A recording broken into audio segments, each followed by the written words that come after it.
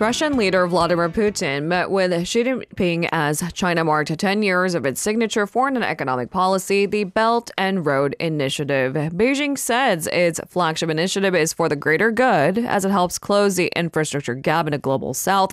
But as China's relationship with the West continues to fracture, what might this mean further, that is, for geopolitical implications?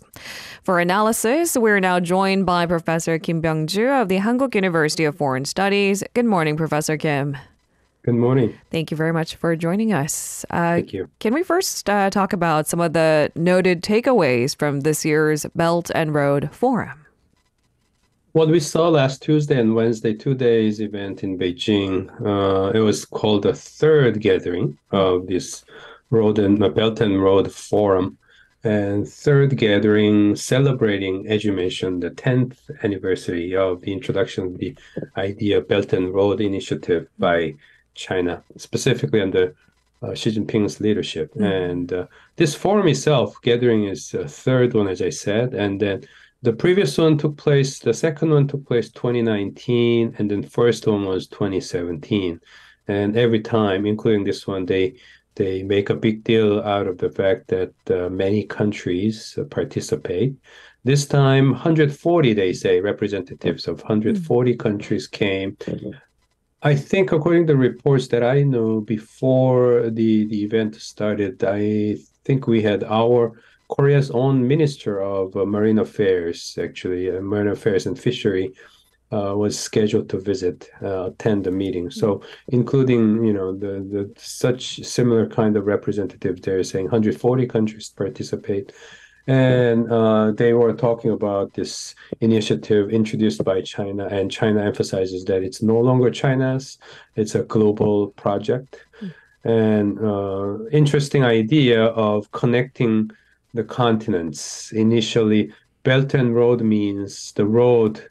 First of all, means a land connection from China through Central Asia all the way to Europe. And also belt means also the maritime connection of connecting Southeast Asia, India, Africa, and Europe, and so on. So quite an interesting idea. And I guess the second time gathering back in 2019 had more people, 5,000. This time they're talking about 4,000. And then number of countries were larger than the head of states that came. 2019 was, the number was larger as well. So this time, observers noted a little bit of reduction in terms of its size, but in terms of vision that Xi Jinping was talking about, he was talking about new vision for BRI, Belt and Road Initiative, and how it should enter a new phase. And while he was making those points while looking back the 10 years achievements. So quite an interesting event. And as China is trying to get as the world power, this is one of the important things that goes along with that ambition, we have to say. Dr. Kim, so this massive infrastructure framework, the Belt and Road Initiative, is marking its 10th year. How do we evaluate its success or the lack thereof? I mean, it's a massive investment. What has China's estimated $1 trillion achieved so far? That's a big debate that Right. continues. And depending on the way you look, Western media, of course, kind of predominantly critical of these efforts. And then some of the non-Western medias are saying, no, that's not necessarily true. This has made a big difference.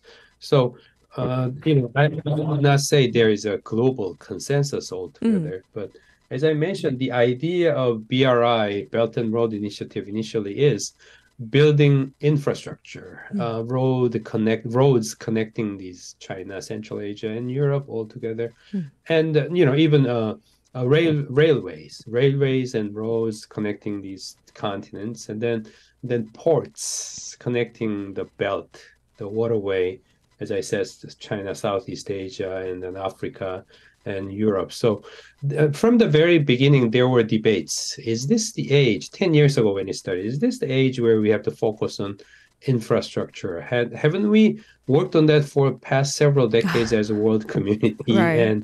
And we have done what we can, and what we cannot do, we may not be able to do going forward. What kind of magic formula does China have to make this one better? And I think those skeptics had a little bit won their debate a little bit looking back, because critics argue that after 10 years of efforts, what these developing countries are left with is high level of debt. They built these ports and roads with the financing from China, but returns are not coming, and they owe this money to China. And so that is a real problem. And Chinese finance is not in a great shape. We worry about China's financial sector health every day, almost, global financial market watchers. Right. And so it does that. What that means is that such kind of financing is not going to continue going forward. And what has been already made as a financial investment, they don't look good. So those are some of the problems. And others, pro-environment group points out that, building these roads and railways and ports and this infrastructure, they were not there before, and built by Chinese initiative, kind of excessively artificial, meaning that they kind of destroy the environment without satisfying return for human well-being enhancement, they say. So pro-environment group is quite critical about what has happened so far. And interestingly, kind of in response to this criticism, as well as in response to the changing environment domestically, China has been increasingly talking about BRI 2.0, the new phase of Belt and Road Initiative.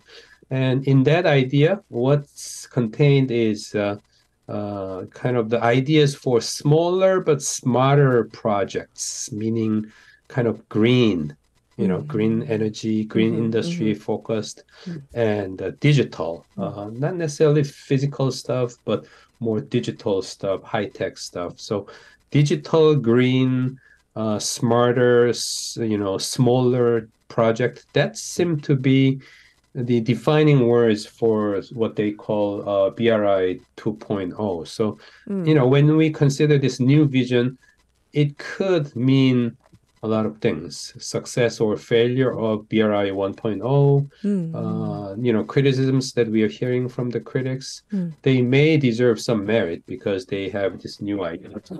Overall, debates, no consensus, but one way or another, new vision that's coming.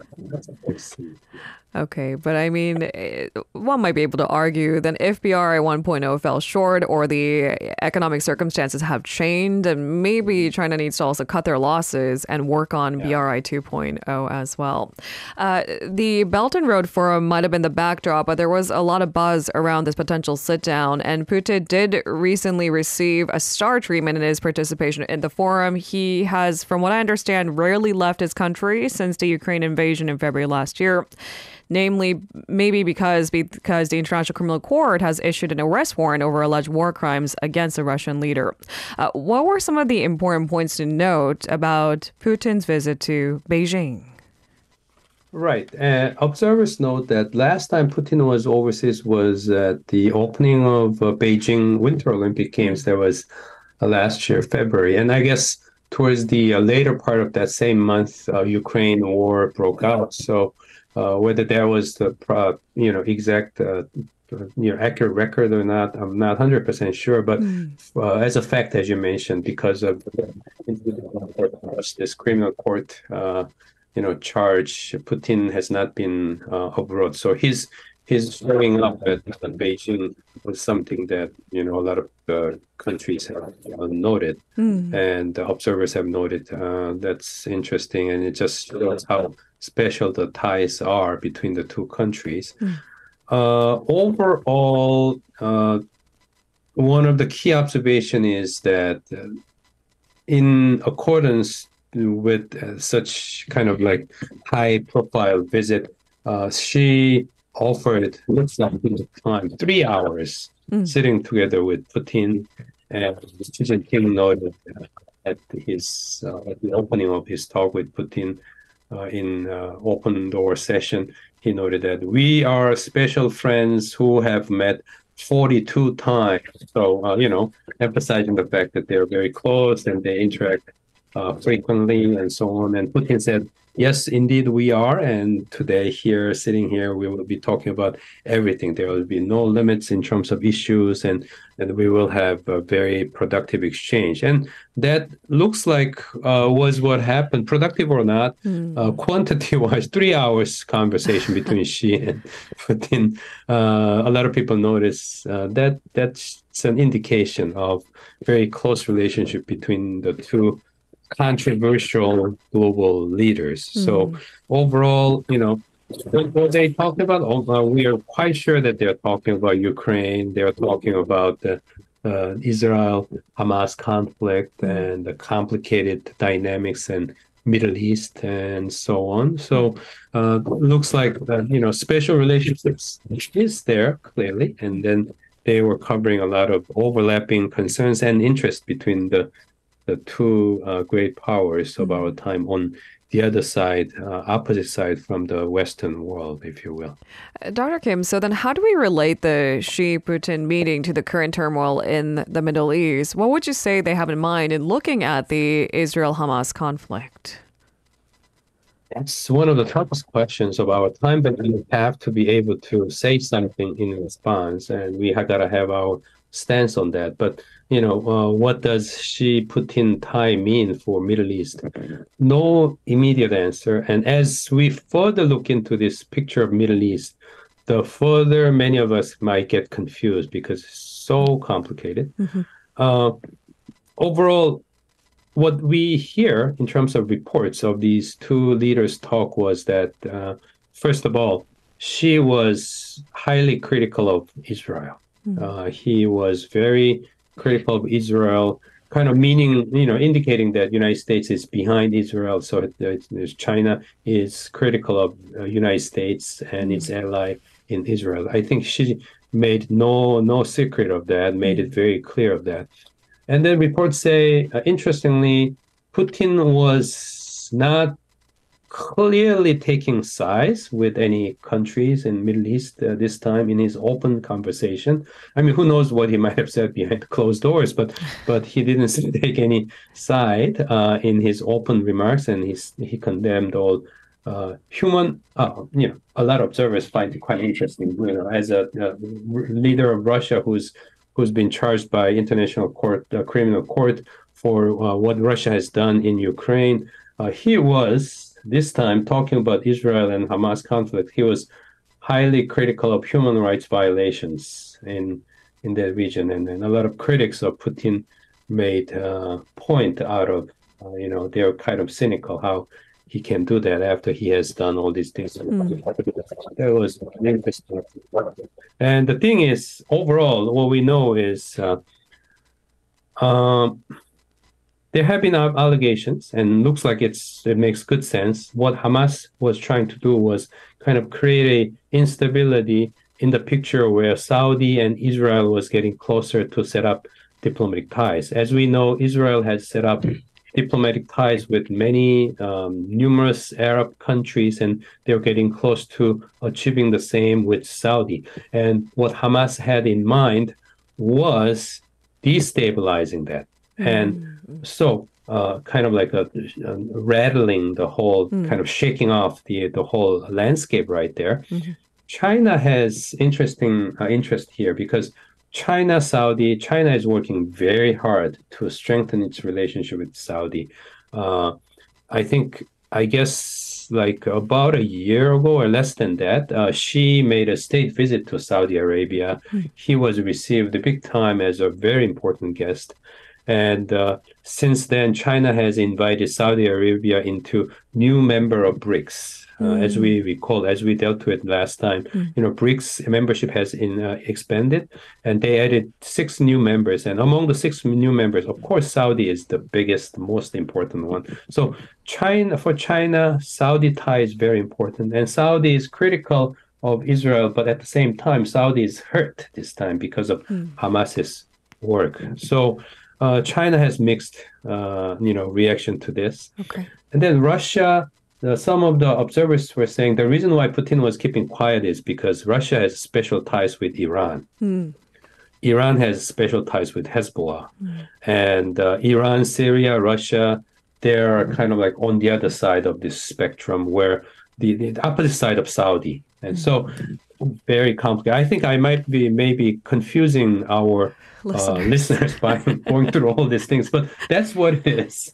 That's how things are in Middle East, and that's why Russia could not make any clear statement on there. And then China was saying these things in principle. But the thing is, around the world, at the bottom line is countries are torn between and by these complicated dynamics.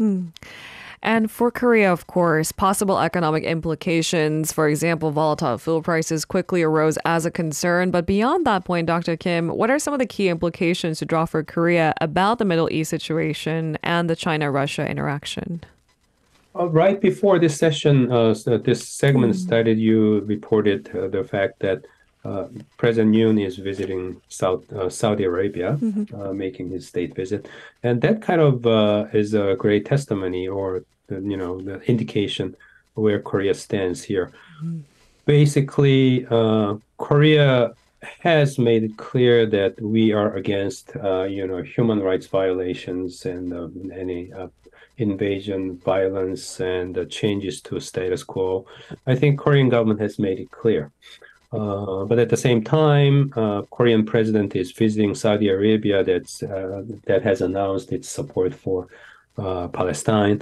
So basically, what's important here are some of the key principles. Korea continues to highlight and should continue to highlight its values, what matters in its diplomacy. At the same time, second point is that our interest is always permanent and has to stay constant. We have to be very clear about what this country needs. And those interests are sometimes diverse and very complex.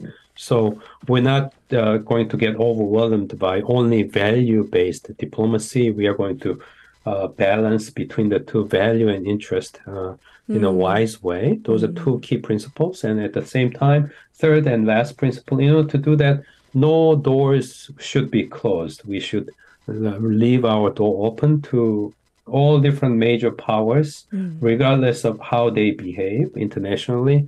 We continue to condemn wrongdoings, but at the same time, we continue to have communications open and try to maximize our stance, particularly because the global situation is so volatile. And as we mentioned many times, among so many different variables over the horizon, one of the key things is also, that we have to remind once again, United States election next year. That's going to change the whole picture very, very dramatically as well. So Korea has to be prepared for all different kind of scenarios. And so open door policy with clear emphasis on value, but at the same time, clear emphasis on our interest at the same time. I'm willing to bet money that we've confused a lot of our listeners, but clever and wise diplomacy, I understand. that much is good, yeah. Thank you very much, Dr. Kim, for your insights. We appreciate it. We'll speak to you again next week. Hopefully I come back with a clear and simpler topic next time to make up for this one. Thank you very much. We appreciate it. Thanks. If you're listening to our program using the podcast service, just a reminder that we do go live Monday through Friday, 7 a.m. Korea Standard Time. So tune in and help us make the show more informative by giving us your input. See you bright and early on Good Morning Seoul.